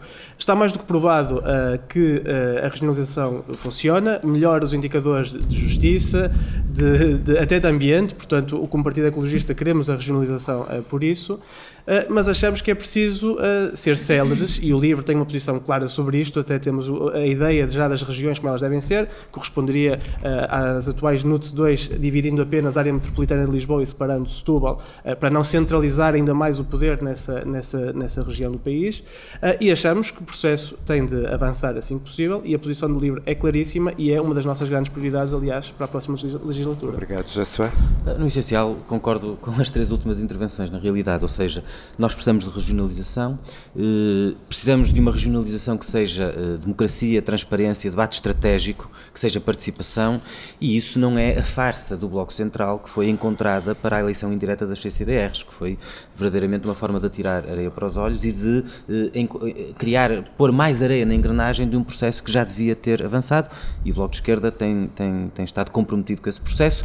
Na Assembleia da República, como sabemos, o que aconteceu foi esse acordo entre o PS e o PSD para este processo das CCDRs, complementado com uma descentralização para as autarquias, que é também altamente problemático. Antes de ir ao Rui Afonso, vou aproveitar já a ir à Sofia Matos, porque levantou essa questão. Houve aqui uma ligação perigosa entre PS e PSD para decidir isto? Nós não conseguimos avaliar ao dia de hoje se, portanto, passou mais ou menos um ano, não há tempo suficiente para fazer o diagnóstico sobre se essa alteração do modelo efetivamente resulta ou não. Eu sei uma coisa, que nenhum autarca pode dizer, eu não trabalho com ele, ou eu não me coaduno porque eu não elegi. Portanto, eles foram eleitos pelos autarcas locais. Saber ou não se o modelo resulta ou se é melhor fazer de outra maneira, não sabemos, não há tempo suficiente para fazer o diagnóstico. Mas em relação à descentralização e à regionalização, eu penso que é preciso, urge, perceber como é que está a correr este processo de descentralização. É preciso consolidá-lo e perceber se efetivamente nós estamos a transferir competências ou se estamos a transferir ónus. Porque para estar a transferir ónus, mais vale não transferir competências. E primeiro acho que é nisso que devemos focarmos. Em relação à regionalização, Eu acho que ela é um desígnio que vai acabar, e tem mesmo de acontecer. Nós temos um país profundamente desigual e eu acho mesmo que ela é a única forma de ultrapassarmos este problema. Só que eu tenho muitas dúvidas que, a propósito desta descentralização e também da desconcentração dos serviços públicos, que o PS seja o partido que esteja mais apto a fazê-la, porque o PS é um partido desconfiado por natureza da transferência dos seus próprios poderes para outro tipo de entidades. Então, vamos ouvir já o PS é um partido altamente centralista que só está bem tendo consigo os poderes. E já agora, só denunciar aqui uma farsa do Partido Socialista. Quando se falou em desconcentração de serviços públicos, fizeram 3 ou 4 desconcentrações de secretarias de Estado e sabem para onde é que elas foram? Para as terras dos secretários de Estado. E onde é que elas estão a funcionar? Em Lisboa. Temos de equilibrar os tempos. E depois há o Infarmed. O Infarmed veio para cá. Exatamente. E mais questões. Há o Tribunal Constitucional que não pode ir para Coimbra, porque os senhores juízes não podem ir para Coimbra. Como é que estamos a pensar em regionalização quando nós nem sequer conseguimos concretizar? Vamos ouvir o Alexandre Quintanilha e já vou ao candidato Chega. Bem, eu acho que esta questão da regionalização não é uma questão nova, é uma questão que já está a ser discutida há muito tempo, não é nenhuma novidade e é uma questão que tem envolvido muito debate entre vários partidos e vários grupos e vários governos, portanto é uma questão antiga. Eu acho que eu gostava de dar um exemplo específico daquilo que faz sentido, em relação à qual a regionalização faz sentido, que é a questão do clima, é a questão das alterações climáticas. Eu gostava de vos dizer 2 coisas. Primeiro, a passagem da Lei de Bases do Clima, que foi aprovada antes do fim do ano passado, foi talvez das experiências mais positivas que eu tive no Parlamento, porque foi qualquer coisa que juntou a esmagadora maioria dos partidos a favor daquilo que era a Lei de Bases do Clima. Nem todos conseguiram tudo aquilo que queriam, mas aquilo que saiu é uma das leis mais ambiciosas, mais realistas que existem em todo o mundo neste momento. Porquê é que eu menciono isso? Porque eu acho que precisamente na questão das alterações climáticas há exemplos extraordinários que estão a ser feitos em várias autarquias, em vários municípios, em relação à questão da transição energética, da mobilidade sustentável, da economia circular, de valorizar o território e, portanto, há imensas experiências no terreno já a funcionar e com dados muito interessantes em relação àquilo que diferencia uma autarquia da outra. Portanto, nós temos que a regionalização poderia... muito positivos, temos experiências feitas de grande sucesso em várias partes do país. Há municípios que têm tido uma atividade enormíssima nesta área e, portanto, é um exemplo claro daquilo que faz sentido desenvolver ainda mais para uma regionalização que dê mais autoridade e dê mais autonomia às pessoas para decidirem, envolver as pessoas neste processo. A Lei de Bases do Clima tem um artigo todo ele sobre a questão do envolvimento das pessoas naquilo que têm que fazer. Não é fácil, vai levar tempo, mas é um dos bons exemplos nos quais a regionalização fazia todo o sentido desenvolver-se mais forte. Obrigado. Temos Rui Afonso também, sobre a questão da regionalização. Nós, relativamente à regionalização, nós estamos contra, no pressuposto que efetivamente poderá trazer custos acrescidos para o Estado, nomeadamente através dos tais órgãos intermédios que poderão ser criados. Somos a favor da descentralização de serviços e somos a favor do municipalismo, ou seja, do reforço do poder dos municípios e a transferência de competências do Estado Central para os municípios. Pronto, basicamente é isso. Para o Rui Afonso e para o Chega, não há vantagem nenhuma como é que, por exemplo, se coloca o Chega em relação à possibilidade de um referendo? Nós aceitaríamos o referendo, só que nós temos de ter em atenção e somos contra o facto de, efetivamente, a regionalização, se trouxer custos acrescidos para o Estado, nomeadamente através dos tais órgãos intermédios, realmente não é justificável, considerando a população e o tamanho do país. Deixa-me fazer-lhe a pergunta assim, a democracia tem custos, não é? Sim. Não seriam custos, pelas opiniões que ouvimos aqui, não é? Não seriam custos bem-vindos, é isso? A questão aqui é perceber os prós e contras. Se realmente as pessoas entenderem que com uma descentralização e com o reforço dos municípios as coisas podem ficar resolvidas, nomeadamente com as tais transferências de competências do Estado Central para os municípios, nós podemos, digamos, colmatar essas desigualdades, eu acho que deveríamos ir por aí. A regionalização seria, efetivamente, se o processo de descentralização e o processo das tais transferências de competências para os municípios falhasse. Portanto, posso só... Sim. Esta questão da proximidade entre o decisor e quem toma a decisão que gerou aqui grande consenso não se resolve, da minha perspectiva, através da regionalização. Resolve-se através da reforma do sistema eleitoral, como eu comecei por dizer, e, portanto, espero que este consenso se volte a traduzir num consenso no Parlamento quando o CDS apresentar a sua proposta. E a segunda coisa que queria dizer é que não é aceitável que, tendo o país discutido a regionalização há uns anos e tendo submetido a decisão do Parlamento a referendo, passe pela cabeça dos grandes partidos do Bloco Central impor a regionalização e este concreto modelo de regionalização que está em cima da mesa, sem voltar a ouvir os portugueses em sede referendária. Essa linha vermelha não pode ser ultrapassada. Há uma proposta de referendo. Dizer o seguinte, em relação ao PSD, não há nenhuma dúvida de que vamos sujeitar isto à consideração dos portugueses. Passaram-se para já, porque é obrigatório. Não, mas podemos fazer uma alteração da Constituição que o retirasse. O que eu estou a dizer é, há 20 anos é muito tempo, e durante 20 anos os problemas do país agravaram-se, ou há mais de 20 anos, e portanto é impensável não colocarmos isto à consideração dos portugueses novamente. Ora, no fim do mês vamos a eleições, aquilo que o cenário que vamos ter depois das eleições deverá não ser muito claro em relação à arrumação daquilo que poderá ser a arrumação dos partidos no Parlamento, e esse é obviamente um assunto que temos de abordar. Ainda vamos aproveitar o tempo que nos resta para ir a essa questão mais da arrumação e do apoio ao eventual governo. Alexandre Quintanilha, o PS pode dar-se ao luxo, ou acredita que o PS vai dar ao luxo de rejeitar o apoio do Bloco de Esquerda e da CDU para governar? Na hora da verdade, o que é que António Costa vai fazer? O que é que acha? Eu tenho muito pouco jeito para profeta. E tenho muito medo daqueles que se armam em profetas, em tentar dar qualquer ideia do que é que vai acontecer. Eu acho que qualquer partido político deve aceitar aquilo que sejam os apoios que possam vir a ser necessários para que haja uma estabilidade política. Eu acho que aquilo que é mais importante neste momento, numa altura em que temos os desafios enormes que temos pela frente, e não é só o desafio das alterações climáticas, mas são muitos outros desafios que têm a ver com as desigualdades que ainda persistem no nosso país, as desigualdades de género, as desigualdades de várias económicas por aí fora. São tantos os desafios que nós temos à nossa frente que é fundamental que haja estabilidade política. E essa estabilidade política tem que ser obtida da melhor forma.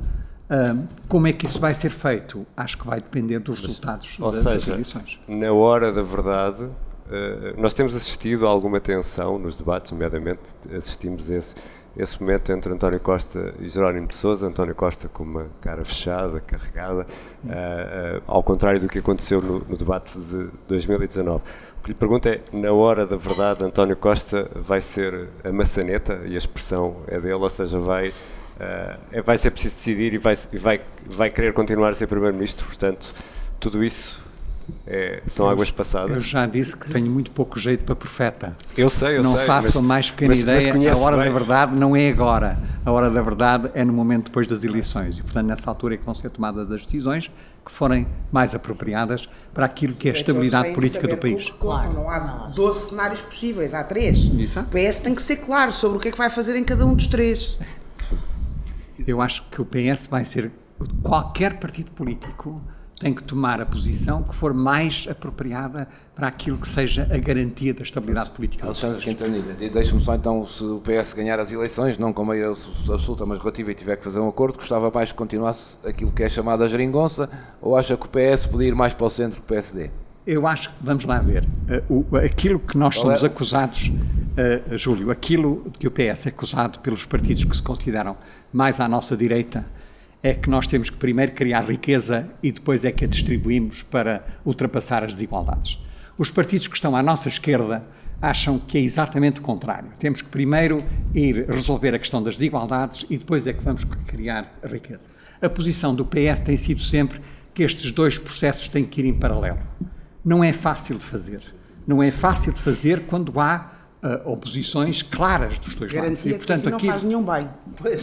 Não, eu acho que é muito simples. Nós vamos ver aquilo que acontecer nas eleições, sabendo os portugueses que estas duas formas de olhar para o mundo são formas distintas e que o PS gostava de manter um equilíbrio. Manter as contas certas é fundamental até para a nossa credibilidade internacional, para mantermos as baixas percentagens de pagamentos a nível internacional e, portanto, isso é fundamental. Manter a estabilidade política é fundamental. Sim. Como é que isso vai ser feito? Vai depender do resultado das eleições. Sofia Matos, faço-lhe a mesma pergunta. O que é que Rui Rio vai fazer no dia seguinte às eleições, nomeadamente em relação à Chega, por exemplo? Antes de mais dizer aqui uma coisa engraçadíssima, ouvir um deputado do PS dizer que o que importa é a estabilidade do país, quando temos um primeiro-ministro que se candidata novamente a primeiro-ministro e que não diz qual é a solução que quer, sabe perfeitamente que depois de 2015 e do que se passou com a geringonça, as circunstâncias alteraram-se, o eleitor não vota. Mas Rui Rio também não vota da mesma maneira que votava noutros tempos. Neste momento há toda uma geometria partidária que tem que se formar para que haja uma governabilidade. E qual é a geometria partidária que preferia para o PSD? Já lá vou. Os agentes políticos têm que ter a noção que neste momento têm que ser claros para o eleitorado. Está a esgotar o seu tempo, se há pessoa que foi clara com o eleitorado, foi Rui Rio. Em relação ao PS e em relação ao Chega, e em relação à Iniciativa Liberal e em relação ao CDS. O que é que Rui Rio vai fazer em relação, Rui Rio por exemplo, diz o seguinte: se for necessário, temos de fazer entendimentos. Se for necessário. Naturalmente que em relação ao Chega é simples. O Chega é que tem que decidir se viabiliza ou se não viabiliza um governo do PSD. Se deixa ficar no governo António Costa ou se prefere que no governo esteja o Rui Rio.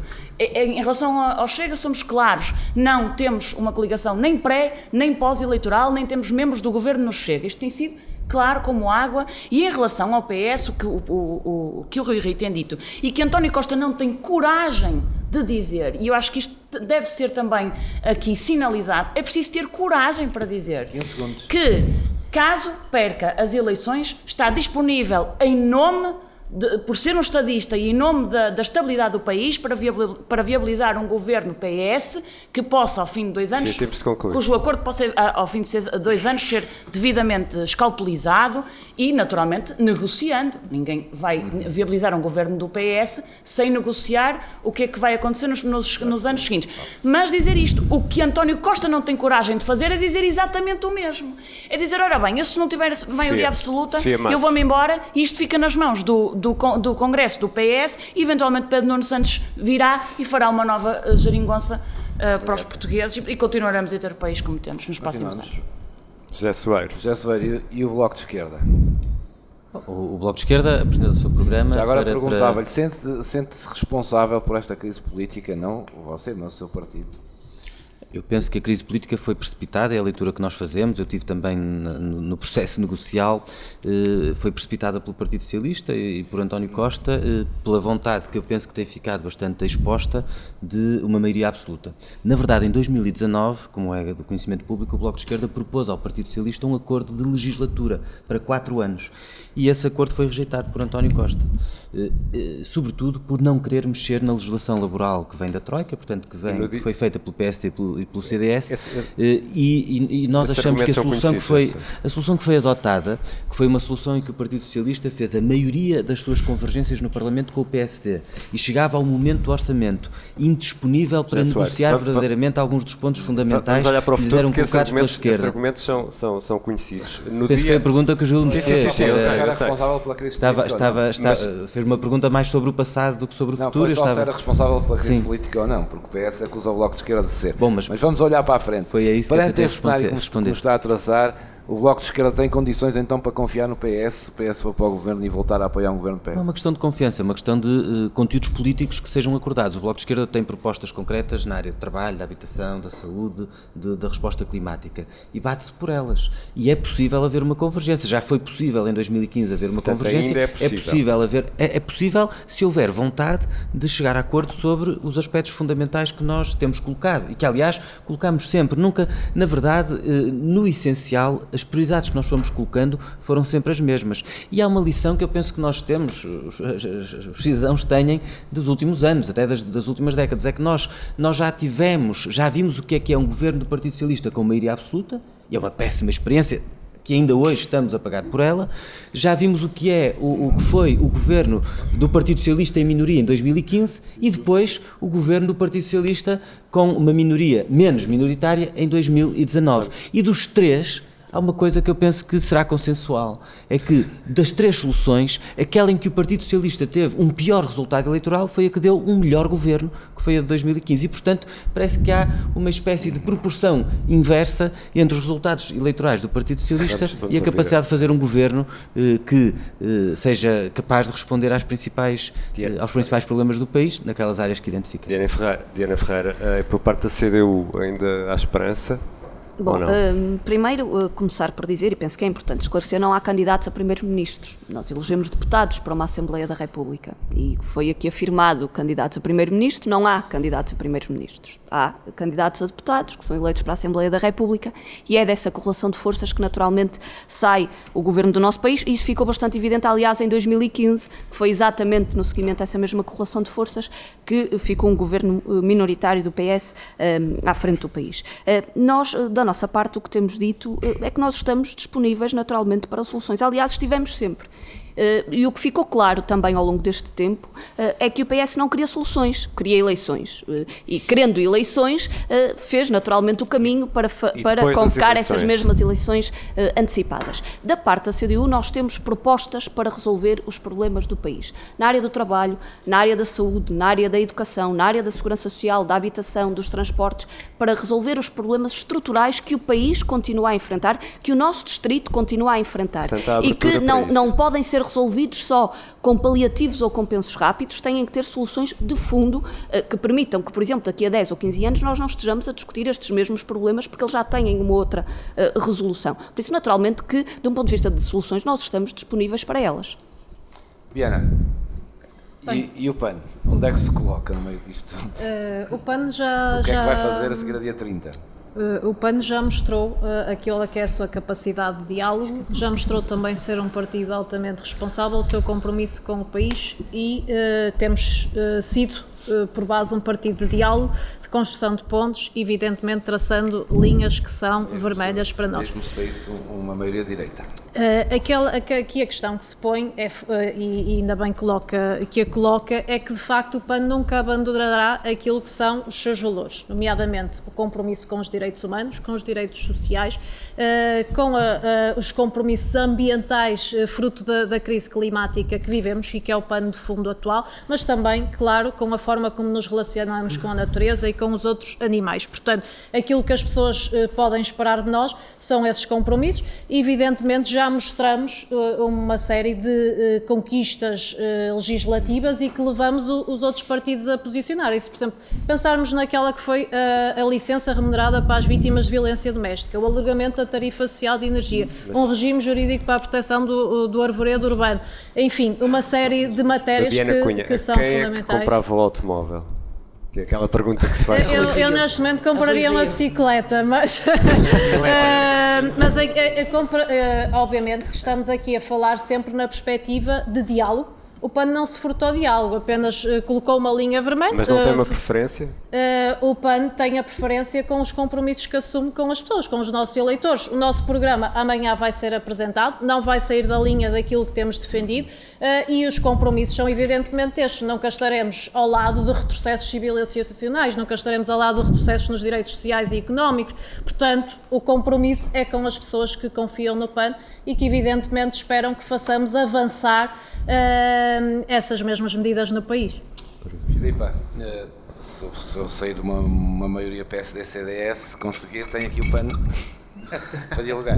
Sim, já respondemos a isso, contanto que o PAN não continua a querer animalizar as pessoas e humanizar os animais, está tudo certo. Quanto à pergunta concreta que fez, vamos lá ver, o que se percebe daqui é que nenhum dos partidos é claro. Nenhum dos partidos é claro, o único partido que é claro é o CDS. O PS, não sabemos o que é que vai fazer se ganhar sem maioria, nem sabemos o que vai fazer se perder as eleições. O PSD, pelos vistos, tanto governa com o apoio do seu parceiro tradicional de sempre, como governa com o apoio do PS e nem sabemos muito bem o que é que prefere.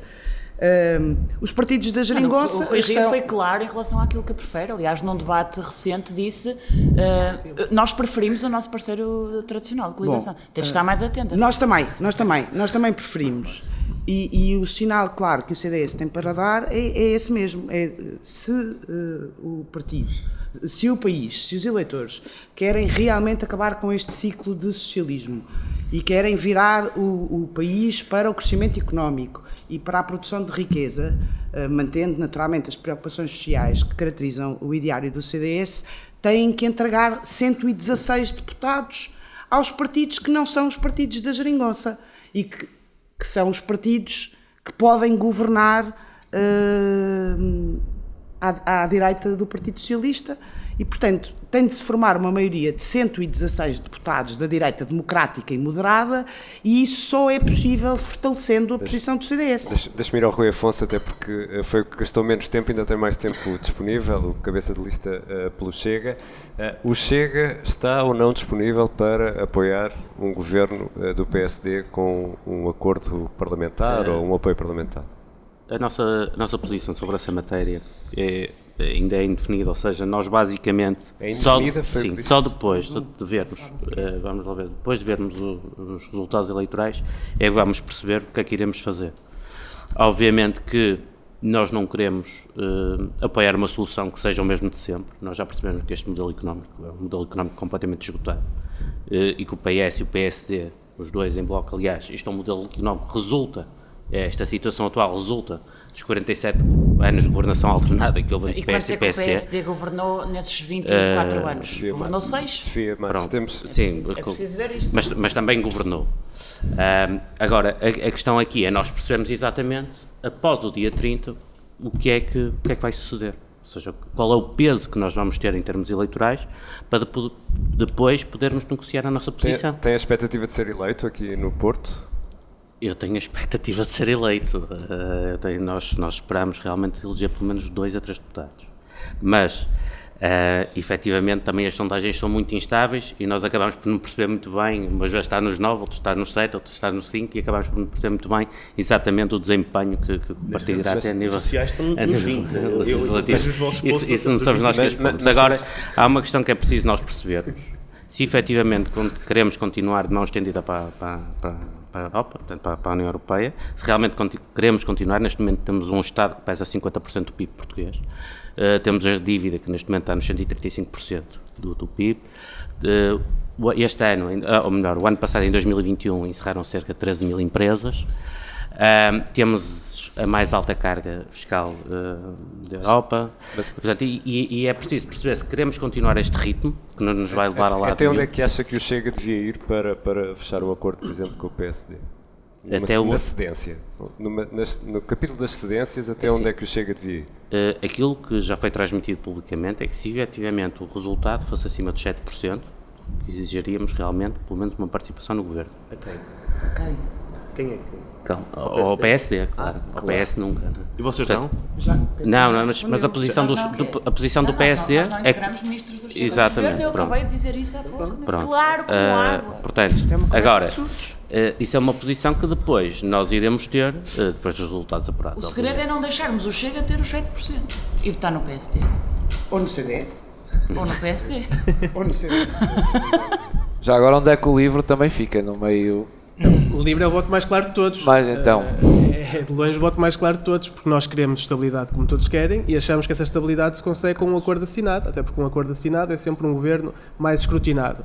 E esse acordo assinado tem de ser um acordo entre forças que acreditem num pacto social, ecológico e progressista, que prepare a economia do futuro, que prepare a chegada da automação e que não deixe Portugal sempre um bocado no seguimento de outros países, mas sim na linha da frente do que pode e deve ser feito, preparando também a descarbonização da economia e, como nós temos vindo a dizer, criando uma nova geringonça, uma ecogeringonça, isto é, uma geringonça onde esteja o LIVRE, mas sempre numa lógica multipartidária e claramente de esquerda, por isso eu digo que o voto do LIVRE é o voto à esquerda, porque havendo uma maioria de direita, e esperamos que não haja, o LIVRE é claríssimo, estará sempre na oposição, que é também, logicamente, um lugar nobre onde as forças políticas devem estar, uma oposição construtiva, criando alternativas, mas claramente na oposição à direita, mas aquilo que nós queremos é uma maioria de esquerda, somos claros, havendo essa maioria, somos força de somar, sempre fomos, nunca fomos força de dividir, e estaremos ao lado de todas as forças que acreditem na descarbonização da economia. E para o eleitorado, Jorge Pinto, que consequências é que acha que pode ter tido aquilo que se passou com a deputada Joacine Catano Moreira? Pode ter um efeito de mostrar às pessoas que o LIVRE é talvez o único partido que não esconde os seus problemas e assume as suas decisões. Tivemos a coragem de abdicar da única representação parlamentar que tínhamos para defender os nossos ideais de participação política aberta ao partido e à cidadania. Uma coisa muito clara, também permita-me dizer, como nota lateral, solidarizo-me e continuarei a fazê-lo sempre com a Joacine no que diz respeito aos ataques de que ela é vítima e que se calhar mais nenhum deputado alguma vez em Portugal foi vítima, portanto isso é claríssimo. De resto, ela própria disse, via no LIVRE um sufoco, quando se vê no seu próprio partido um sufoco, realmente tem de haver uma separação. Aquilo que o LIVRE fez, contrariamente ao PAN, que perdeu um eurodeputado e um deputado nacional também nesta legislatura e quase não se fala disso, foi discutir este problema abertamente e dizer aos portugueses, nós assumimos o nosso problema e assumimos a nossa decisão. Como é lógico, a Joacine continua como deputada, nós nunca pediríamos algo no sentido contrário, mas acho que este caso, se assim lhe posso chamar, vai ter consequências até positivas para o LIVRE, porque realmente fomos os únicos a ter a coragem de assumir a nossa decisão e abdicar da nossa presença parlamentar para defender os nossos ideais. Carlos, e a Iniciativa Liberal? Qual é a expectativa que têm? Está dentro daquilo que são as sondagens atuais? Ou acha que... Sim, nós temos essa expectativa. E dentro dessa expectativa que estão nas sondagens? Demasiado elevadas, sabemos que isto é uma maratona, mas temos sido muito claros em relação a este tema, que é, mediante um conjunto de condições, nomeadamente uma reforma fiscal que deixe de sobrecarregar os rendimentos do trabalho, mediante uma reforma na administração pública que desburocratize, que permite que o país cresça, mediante uma reforma no sistema de saúde que permita acabar com as filas e melhorar o acesso a cuidados de saúde, sejam eles públicos ou privados, mediante um conjunto de condições, estamos disponíveis para viabilizar um governo e até integrar um governo do PSD. Seremos a alma reformista num futuro governo do PSD, se assim o aceitarem, e até algo irónico de certa forma, que é um voto na IEL, sabemos que irá viabilizar um governo do PSD, um voto no PSD, obviamente irá viabilizar um governo no PSD, mas também pode viabilizar um governo do PS, portanto quem quer viabilizar um governo do PSD, de certeza tem um voto na IEL que é garantido que irá viabilizar um governo do PSD, desde que o PSD, claro, aceite um conjunto de condições reformistas para voltarmos a pôr o país a crescer. Vamos concluir este debate com o minuto final que é dado a cada um dos candidatos. O sorteio, fizemos o sorteio no arranque deste debate e o primeiro minuto é para o Jorge Pinto, do LIVRE. Tem o seu minuto. Obrigado. Portugal vai enfrentar um momento único, que é também um momento crítico para o planeta no que diz respeito à crise, ou às múltiplas crises ecológicas que enfrentamos. Não se percebe muito bem porque é que estamos nestas eleições antecipadas, os portugueses não percebem bem como é que chegamos a este ponto, e o LIVRE quer trazer o futuro para este debate. Queremos passar de uma discussão sempre a 2, 3, 4 anos no máximo e pensar aquilo que pode ser Portugal e aquilo que pode ser Portugal na Europa a 10 e 20 anos. Temos ideias claras para isso, arrisco-me a dizer que somos o partido que tem mais ideias a longo prazo e que prepara realmente o futuro do país e queremos de lado a Assembleia da República. Temos mostrado nos últimos dias que o LIVRE é realmente uma força de somar, é uma força ecologista que faz falta à Assembleia da República e é isso que faremos, fomentando também uma união às esquerdas e uma união com todas as forças que acreditem num futuro social e ecologicamente sustentável que não deixe ninguém para trás, porque para nós a justiça ambiental tem sempre de ser também a justiça social. Filipe Correia Pinto, um minuto para o CDS. Como eu dizia, o único partido que dá a garantia aos eleitores de que o seu voto não serve para viabilizar um governo socialista nem para manter a esquerda no poder é o voto no CDS.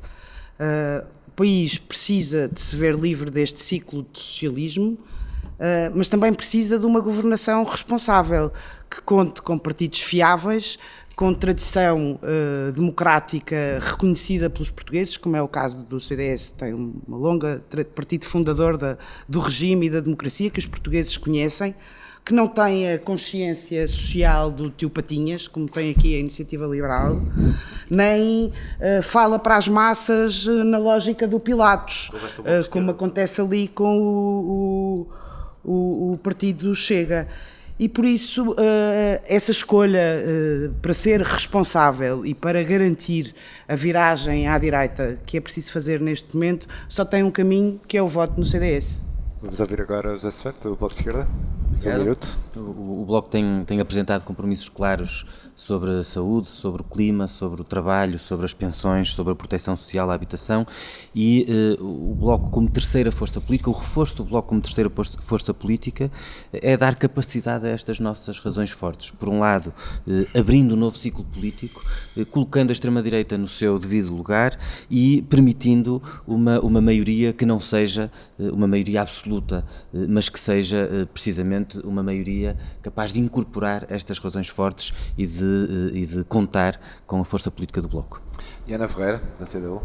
Bom, da parte da CDU também, dizer que o voto na CDU é a sólida garantia e o reforço da CDU é a sólida garantia de um caminho de um aumento geral dos salários, do salário mínimo nacional, mas também dos salários médios. É a sólida garantia de um caminho que melhora as condições de trabalho e de vida dos trabalhadores, do povo do Distrito do Porto, mas também do nosso país.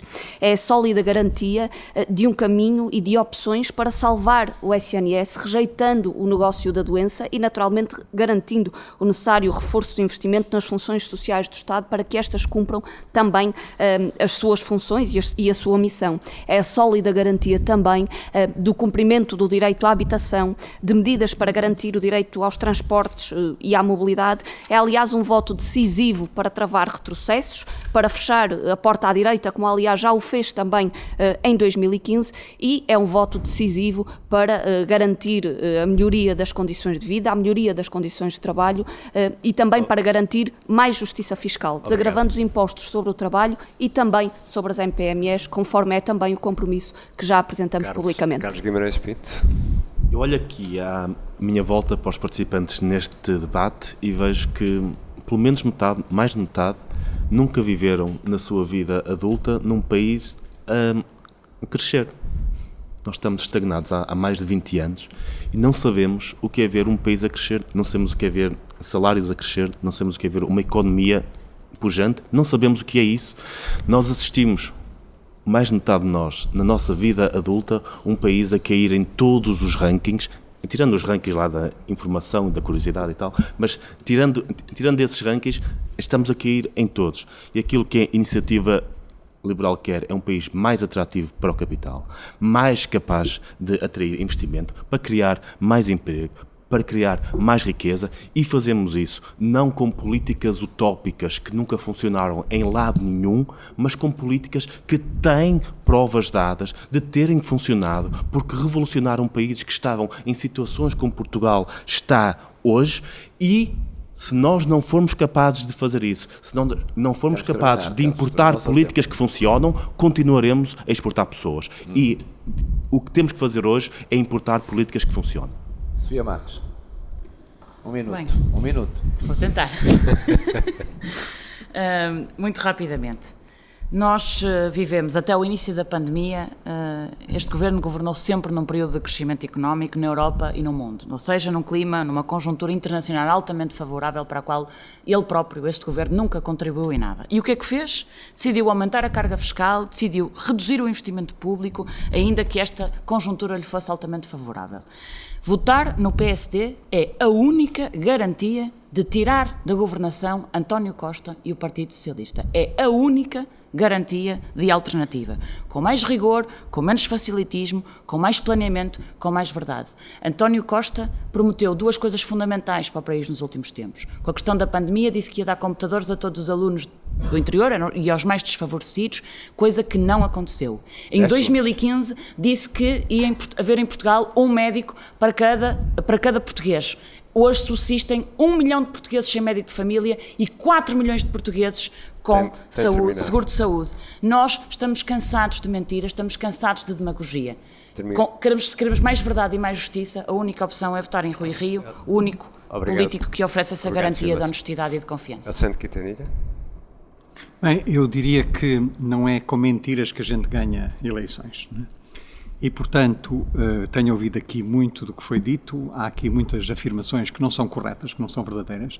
Portugal, nos últimos 6 anos, em quase todos os indicadores, tem resultados muito positivos, é reconhecido dessa maneira em todo o mundo, incluindo na Europa, e a aproximação mais à direita deu resultados muito curiosos, como o senhor dos cabelos cor de laranja na Casa Branca, durante alguns 4 anos, deu o senhor que está no Brasil à frente do governo também já há bastante tempo, deu vários senhores que estão à frente da Hungria e da Polónia, que são situações muito, muito difíceis e, portanto, o PS é claramente um partido de esquerda, nunca se deslocou nessa posição e acha que aquilo que fez durante os últimos 6 anos, incluindo durante a pandemia, é um exemplo claro daquilo que é uma forma de governar com sucesso e, portanto, queremos que isso continue.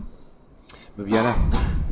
Bem, aquilo que nós hoje aqui ouvimos outros partidos a dizer assentam naquele que é um modelo económico que tem falhado ao país e tem falhado acima de tudo porque não dá resposta às crises que atualmente vivemos. Está assente num modelo de crescimento infinito, quando nós sabemos que temos um planeta com recursos finitos e, portanto, precisamos de compromissos nessa matéria fundamentais. O PAN tem sido o partido farol e continuará a sê-lo. Nós precisamos fazer uma transição energética que, evidentemente, apoie empresas, famílias, apoie a sociedade a fazer esse caminho, um caminho que vai gerar mais de 25 mil milhões de euros, vai gerar mais de 150 mil empregos. Esse é o caminho que o PAN, evidentemente, quer fazer, que se propõe a par, evidentemente, daquilo que têm sido os progressos sociais que temos alcançado, ao lado dos direitos humanos, ao lado de maior transparência, mas também da proteção animal, até porque sabemos que a forma como lidamos com os outros animais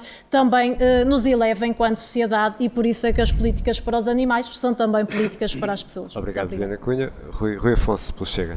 Bom, eu vou-vos deixar este número, são 18,2 mil milhões de euros. Este é o custo da corrupção anual em Portugal. Mais que o orçamento anual para a saúde, mais que o orçamento anual para a educação. E, portanto, este valor foi assegurado sensivelmente realmente pelos partidos que estiveram na governação até agora. Nós temos que pensar que, efetivamente, ou queremos virar a página e passar realmente para uma economia de mercado a sério e não um Partido Socialista que quer realmente que o Governo e o Estado sejam motor da economia, ou não, ou queremos continuar conforme nós estamos, aumentar continuamente a carga fiscal, aumentar continuamente, portanto, o número de pobres em Portugal,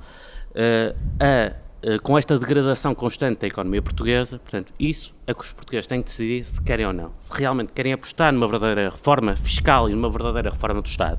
Nós temos que nos lembrar que, neste momento, o Estado tem, em termos administrativos, já acabou? Pronto, então, esperemos realmente, pronto, esperemos realmente no futuro, depois do dia 30 de janeiro, realmente se consiga construir uma solução válida e realmente disruptiva do atual sistema. Muito obrigado. Foi o debate com os cabeças de lista dos 9 partidos que têm assento parlamentar no Porto, pelo distrito do Porto. Fomos acolhidos aqui na Porto Business School.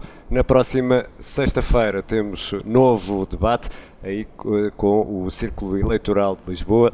Os círculos de Lisboa e Porto são os maiores do país. Sexta-feira voltamos a ter novo debate com outros protagonistas. Até sexta-feira, então.